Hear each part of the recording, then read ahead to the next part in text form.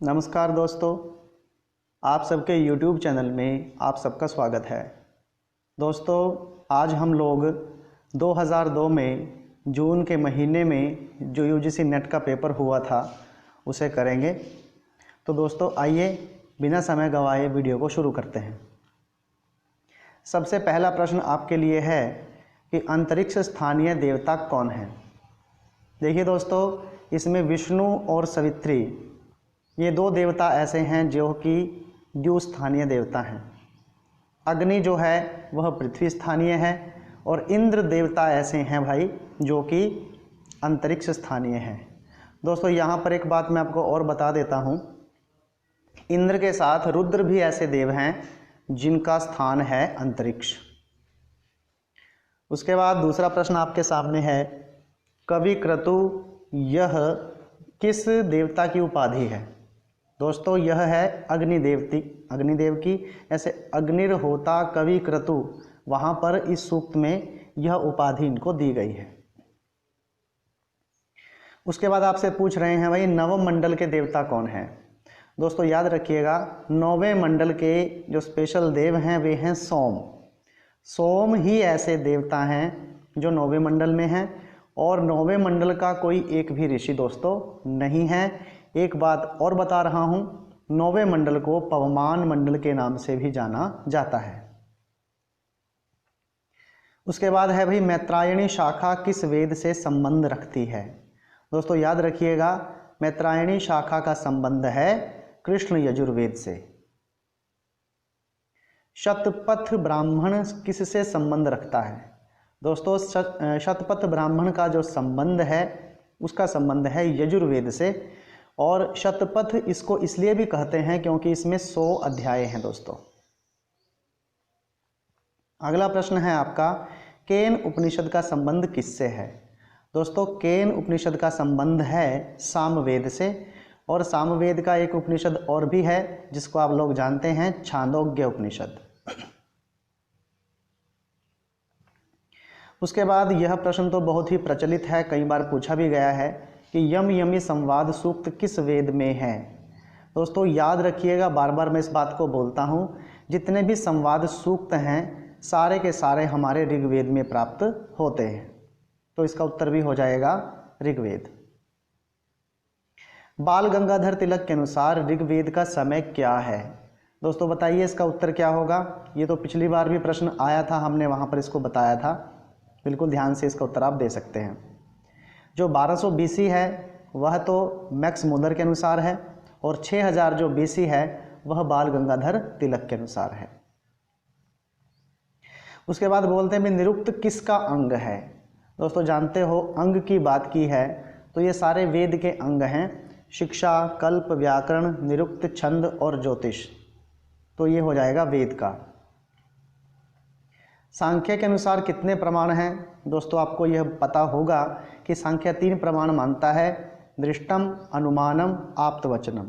तो इसका उत्तर हो जाएगा हमारा 3। देखिए दोस्तों, अब है सत्कार्यवाद के कितने हेतु हैं। यह भी सांख्य कारिका का प्रश्न आपके सामने है। दोस्तों सत्कार्यवाद जो होता है इसके 5 हेतु हैं। जैसे आपको पता है दोस्तों, आपने पढ़ा भी होगा, उपादान ग्रहणात्, शक्त से शक्याकरणात्, कार्य कारणाभावात्, इस प्रकार से इसके 5 हेतु होते हैं। उसके बाद आपसे पूछते हैं, यह भी सांख्य कारिका का प्रश्न है दोस्तों, कि षोडश गणों की उत्पत्ति किससे हुई है। आप जानते हैं षोडश गणों की जो उत्पत्ति हुई है वह हुई है अहंकार से। षोडश गण में हमारे 5 तन्मात्र गण आते हैं और 11 इंद्रियां आती हैं, और उन 11 इंद्रियों में हमारा मन भी इंक्लूड है। अद्वैतवादियों के अनुसार प्रमाण कितने हैं। दोस्तों ये अद्वैतवादी भी पूछ सकते हैं, आपसे वेदांती भी पूछ सकते हैं। तो दोनों के अंदर हमें बताने हैं 6 प्रमाण हैं, प्रत्यक्ष, अनुमान, उपमान, शब्द, अर्थापत्ति और अनुपलब्धि। तो 6 प्रमाण मानते हैं। पंचकोश कौन से हैं दोस्तों। कोश लगा है जिसके साथ, जैसे विज्ञानमय, मनोमय, प्राणमय, अन्नमय और आनंदमय, ये हमारे पंचकोश होते हैं। विज्ञानमय कोश के बारे में बहुत बार पूछ लिया जाता है दोस्तों। विज्ञानमय कोश होता है ज्ञानेंद्रिय प्लस बुद्धि, मनोमय होता है ज्ञानेंद्रियां और मन को मिलाकर। प्राणमय हमारा कर्म इंद्रियां और प्राणवायु को मिला के बनता है। अन्नमय कोश जो हमारा शरीर अन्न से बनता है उसको कहा जाता है, यानी जो स्थूल शरीर हमारा है। आनंदमय शरीर कारण शरीर को कहते हैं दोस्तों। तो पंचकोश में हमारे यही आते हैं। साधन चतुष्टय की संख्या कितनी है? देखिए प्रश्न कितना आसान है। 4 साधन पूछे हैं और ये पूछ लिया वो कितने हैं, तो सीधा सा कि वो 4 ही हैं, इसमें तो कोई दिक्कत वाली बात नहीं है। उसके बाद आपसे पूछ रहे हैं भाई अज्ञान क्या है। देखिए अज्ञान नित्य है, अनित्य है, परा है, अपरा है, वस्तु है, अवस्तु है, व्यष्टि है या समष्टि है। देखिए वेदांत सार में इसका वर्णन प्राप्त होता है समष्टि और व्यष्टि के रूप में, यानी ईश्वर जो है वो अज्ञान की समष्टि है दोस्तों, और जो जीव है जिसको प्राज्ञ कहा जाता है वह अज्ञान की व्यष्टि है। उसके बाद आपसे पूछ रहे हैं भाई पट का समवायी कारण क्या है। समवायी कारण होता है भाई जिसकी वजह से कपड़ा बना है, वो पट का समवायी कारण होगा। अब पट का समवायी कारण है तंतु। तंतु मतलब धागा। तंतु संयोग जो होगा वो हमारा हो जाएगा असमवायी कारण। सन्निकर्ष कितने प्रकार का होता है दोस्तों? यह तर्क भाषा का प्रश्न है, और जिसमें आपको पता है कि जो सन्निकर्ष होता है वो 6 प्रकार का होता है। 3 होते हैं चाक्षुष, और 2 होते हैं श्रोत्र के, और 1 होता है विशेषण विशेष्य भाव। जैसे संयोग, संयुक्त समवाय, संयुक्त समवेत समवाय, ये 3 हैं चाक्षुष सन्निकर्ष। फिर समवाय होता है और संवेद समवाय होता है, ये श्रोतृत्व प्रत्यक्ष यानी सन्निकर्ष होते हैं। छठा होता है विशेषण विशेष्य अभाव, जो कि अभाव में आएगा। तो 6 उत्तर हो जाएगा इसका। तर्क भाषा के अनुसार अनुमान के कितने भेद हैं भाई? द्विविधम भवति अनुमानम स्वार्थम परार्थम च। स्वार्थ अनुमान और परार्थ अनुमान 2 इसका आंसर हो जाएगा। तर्क संग्रह के अनुसार कर्म का क्या लक्षण है? दोस्तों देखिए वेदो अखिलो कर्म, ये तो उपनिषदों की बात आ जाती है। कर्तुरिप्सतमम कर्म, ये हमारा कारक प्रकरण में है। अकथितम च, यह द्वितीय विभक्ति करता है। लेकिन यहाँ पर तर्क संग्रह में बोला है चलनात्मकम कर्म। किसी कार्य में चलना, किसी कार्य को चलाना, वह होता है कर्म। तो तर्क संग्रह के अनुसार हो जाएगा चलनात्मकम कर्म। लो भाई ये प्रश्न आपके लिए है, आपने बताना है कितने कारक होते हैं। आपको पता है दोस्तों, संबंध और संबोधन को छोड़ दो, तो बता दीजिए कितने कारक बनेंगे। इसका उत्तर आपने देना है। अब बोलते हैं भाई उपधा संज्ञा किसकी होती है? अलो अंत्यात पूर्व उपधा, यानी अंतिम अल, अंत में किसी पद के अगर कोई व्यंजन हो, उससे पहला कोई वर्ण मतलब स्वर हो उसमें, तो भाई उसकी होती है उपधा संज्ञा। यानी कि अंतिम अल से पूर्व के वर्णों की होती है उपधा संज्ञा। वृद्धि संज्ञा का सूत्र बताना है आपने। दोस्तों यहाँ पर आप कंफ्यूज हो सकते हो। देखिए आपसे पूछा है वृद्धि संज्ञा, तो आदि गुणा से तो गुण होता है, अचो अंत्यादि टी से टी संज्ञा हो गई। अब गड़बड़ होगी वृद्धि रादैच और वृद्धि रेचि में। दोस्तों आपसे संज्ञा पूछी है तो वृद्धि रादैच यहाँ पर आ, आई और औ, इसकी यहाँ पर करता है वृद्धि संज्ञा। वृद्धि रेचि तो वृद्धि करता है, तो वृद्धि रादैच इसका उत्तर हो जाएगा। लिखते रहिए साथ साथ में इनको। निष्ठा संज्ञा विधायक सूत्र कौन सा है? दोस्तों ध्यान से देखिए, कत और कत्वतु 2 प्रत्यय हैं जिनकी होती है निष्ठा संज्ञा। कत कत्वतु निष्ठा। यहाँ पे तो देखो आपको सूत्र में भी ये पूरे का पूरा सूत्र इन्होंने दे रखा है। उसके बाद भाई बोलते हैं न और वा की क्या संज्ञा होती है? दोस्तों न का मतलब निषेध और वा का मतलब विकल्प। तो देखिए यहाँ पर निष्ठा संज्ञा भी दे रखी है, सर्वनाम संज्ञा भी दे रखी है, निषेध संज्ञा भी दे रखी है, लेकिन वा का यहाँ पे नहीं दिया है। तो इसलिए यहाँ पर एक्चुअल में होगी विभाषा। जहाँ पर चीज़ हो भी सकती है और नहीं भी हो सकती है उसको बोलते हैं विभाषा। विभाषा संज्ञा होगी। उसके बाद बोलते हैं भाई षष्ठी विभक्ति संबंध किससे रखती है? षष्ठी विभक्ति का संबंध संबंध मात्र की विवक्षा होगा। इसका संबंध डायरेक्ट कर्ता के साथ होता है, इसलिए आपको यह बात याद रखनी है। लो भाई अब बोलते हैं द्विकर्मक धातुओं में कौन सी विभक्ति होगी? पहली तो बात ये कि जब 2 कर्म हैं, कर्म है तो कर्म कारक में हमेशा द्वितीय विभक्ति होती है, चाहे कर्म एक हो चाहे दो हो भाई, तो द्वितीय विभक्ति ही करनी है। अब आपसे पूछ रहे हैं कि कर्म संज्ञा का सूत्र कौन सा नहीं है। ध्यान से देखिए, कर्तुरीप्सितमम कर्म, ये कर्म संज्ञा करता है। तथा युक्तम च अनईप्सितमम, ये भी कर्म संज्ञा करता है। अकथितम च, ये भी कर्म संज्ञा करता है। लेकिन कर्मणि द्वितीया, ये कर्म संज्ञा नहीं करता दोस्तों, ये द्वितीया विभक्ति करता है। तो इसका उत्तर हो जाएगा कर्मणि द्वितीया। उसके बाद आपसे पूछ रहे हैं अधि शिंग स्था आसाम कर्मः, इस सूत्र का कौन सा उदाहरण यहाँ पर है। देखिए सूत्र क्या कहता है, अधि शिंग स्था आसाम, शिंग धातु, स्था धातु और आस धातु के आगे अगर अधि उपसर्ग लगा होगा तो इसमें आप ये देखिए कि अधि उपसर्ग का प्रयोग कहाँ पर है। देखिए अधिवस्ती दे दिया, लेकिन सूत्र में वस धातु का प्रयोग नहीं है, बल्कि अधि के साथ शिंग धातु अधिशेते में लगा है। तो हरि वैकुंठम अधिशेते, इसका उत्तर यह हो जाएगा। उसके बाद बोलते हैं भाई अविग्रह, जिसका विग्रह ना हो ऐसा कौन सा समास है। दोस्तों बिल्कुल याद रखना, नित्य समास ऐसा होता है जिसका कोई भी विग्रह नहीं होता है। स्पर्श वर्णों का समूह कौन सा है, कोई मुश्किल नहीं है दोस्तों। क से लेकर म तक हमारे स्पर्श वर्ण होते हैं, तो इनमें आप खुद छांट लीजिए ऐसे कौन से हैं जिसमें केवल स्पर्श है, बाकी कुछ भी नहीं है। आसान सा प्रश्न है, ध्यान से आप इसको कर देंगे, मुझे पता है। संस्कृत भाषा किस भाषा परिवार में आती है, आपको पता है दोस्तों, बिल्कुल आसान है। संस्कृत भाषा आती है भारोपीय भाषा परिवार में। ये प्रश्न बताइए भाई, बृहत त्रयी के अंतर्गत कौन सा नहीं है। प्रश्न ये भी आ सकता है कि बृहत त्रयी कौन है। बृहत त्रयी में 3 महाकाव्य हैं जो बहुत बड़े बड़े हैं। बृहत का मतलब होता है बड़ा, तो वो हमारे हैं किरात अर्जुनियम, शिशुपाल वधम और नैषधीय चरितम। किरात अर्जुनियम भारवी की रचना है, शिशुपाल वधम माघ की रचना है, नैषधीय चरितम श्री हर्ष की रचना है। एक प्रश्न और बनता है यहाँ से कि इनमें कितने कितने सर्ग हैं। किरात अर्जुनियम में 18 सर्ग हैं, शिशुपाल वधम में 20 सर्ग हैं, नैषधीय चरितम में 22 सर्ग हैं। रघुवंश जो है दोस्तों ये बृहत त्रयी में नहीं आता है।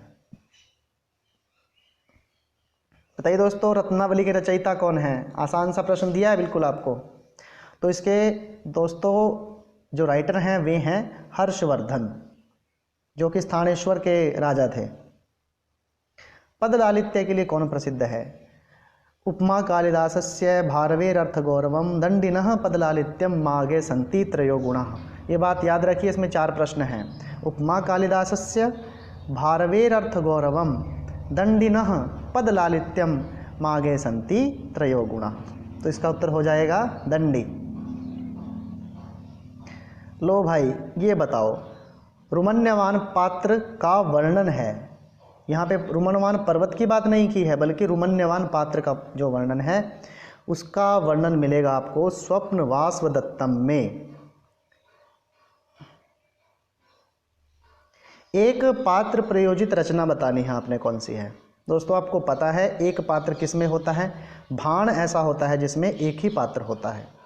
ये भी रूपक का एक भेद है। अब आपसे पूछ रहे हैं भाई आख्यायिका क्या है। दोस्तों आपको पता है हर्ष चरितम एक आख्यायिका है, कादंबरी एक कथा है, मृच्छकटिकम एक प्रकरण ग्रंथ है और 10 कुमार चरितम भी कथा है। देखिए कथा और आख्यायिका में क्या भेद होता है। कथा जो होती है दोस्तों वो होती है कवि कल्पित, गद्य होता है कवि कल्पित होता है। तो ये सारे जैसे हमारा मृच्छकटिकम है ये तो प्रकरण में आ गया, इसी वजह से ये प्रकरण ग्रंथ, नहीं तो ये रूपक हो, उसमें हमारा नाटक होता। 10 कुमार चरितम और कादंबरी दोनों कथा हैं, क्योंकि रियल में ये नहीं हुई थी। आख्यायिका उसको कहते हैं जो कथा के रूप में लिखा जाए, बट वो जो घटना है वो इतिहास प्रसिद्ध होनी चाहिए। और आपको पता है कि हर्षचरितम इतिहास प्रसिद्ध रचना है, बाण भट्ट की रचना है और राजा हर्ष हुए भी थे। और चरित और चरित्र का भी यहाँ पे फ़र्क आ जाएगा। अगर मैं आपसे पूछूं कि चरित और चरित्र में क्या फ़र्क है, चरित्र में तो हो जाता है उसका कैरेक्टर कैसा है ये पूछा जाए, और चरित में होता है उसके जीवन की पूरी कथा। जैसे महाकवि तुलसीदास ने लिखा है रामचरितमानस, तो रामचरितमानस में क्या है भाई, वो राम के जीवन का चरित है, पूरे का पूरा वर्णन है उसमें। वो हमारा अवधी भाषा में है और ये हर्षचरितम संस्कृत भाषा में है। तो हर्षचरितम यहाँ पे हो जाएगी आख्यायिका। ये आपने मेल कर लेना है भाई, मृच्छकटिकम को कर दीजिए आप शूद्रक के साथ, उत्तरामचरितम हो जाएगा भवभूति का, वेणी संगार हो जाएगा भट्टनारायण का, और अभिज्ञान शाकुंतलम हो जाएगा कालिदास का। अद्भुत रस का स्थायी भाव दोस्तों आपको पता है, अद्भुत में हमको आश्चर्य होता है, विस्मय होता है, तो विस्मय इसका स्थायी भाव हो जाएगा। ये मिलाना है भैया आपने, बिल्कुल आसान सी चीज़ है, ज़्यादा मुश्किल नहीं है। पाणिनि का हो जाएगा अष्टाध्यायी, पतंजलि का हो जाएगा महाभाष्य, सायन आचार्य का हो जाएगा ऋग्वेद भाष्य भूमिका, और भीम आचार्य का हो जाएगा न्याय कोश। इसको आप लिख लीजिए। छंद सूत्र के रचयिता बताने हैं आपने, आपको पता है दोस्तों इसके रचयिता हैं पिंगल। मम्मट के अनुसार काव्य के प्रमुख कितने भेद होते हैं? दोस्तों मम्मट के अनुसार काव्य के 3 भेद हैं, उत्तम, मध्यम और चित्र काव्य। उत्तम काव्य को ध्वनि काव्य, मध्यम काव्य को गुणीभूत व्यंग्य, और अधम काव्य को चित्र काव्य के नाम से जाना जाता है। और उस चित्र काव्य के 2 भेद होते हैं आगे, शब्द चित्र और अर्थ चित्र। उसके बाद आपसे पूछते हैं भाई धीर ललित नायक कौन है? धीर ललित नायक वह होता है दोस्तों जो श्रृंगारिक नायक हो। अब इनमें आप देखिए, भीम जो थे, दुर्योधन जो थे, ये धीरोद्धत नायक की श्रेणी में आते हैं। क्यों? ये लड़ने मरने कटने को तैयार रहते थे एक दूसरे के लिए। तो अगर ऐसा कोई उग्र होता है वो आता है धीरोद्धत नायक की श्रेणी में।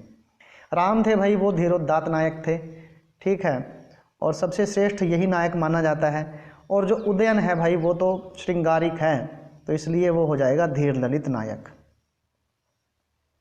आपसे पूछा भी रूपक कौन सा नहीं है इनमें? देखिए, नाटकम प्रकरणम भाण व्यायोग समवकारडिम इहा मृग अंक विधि प्रहसन, ये हमारे 10 रूपक होते हैं। सट्टक जो है वो उपरूपक में आता है, ये भी 18 ही होते हैं। मुख संधि के कितने अंग हैं भाई? याद कीजिए, 12 अंग होते हैं दोस्तों।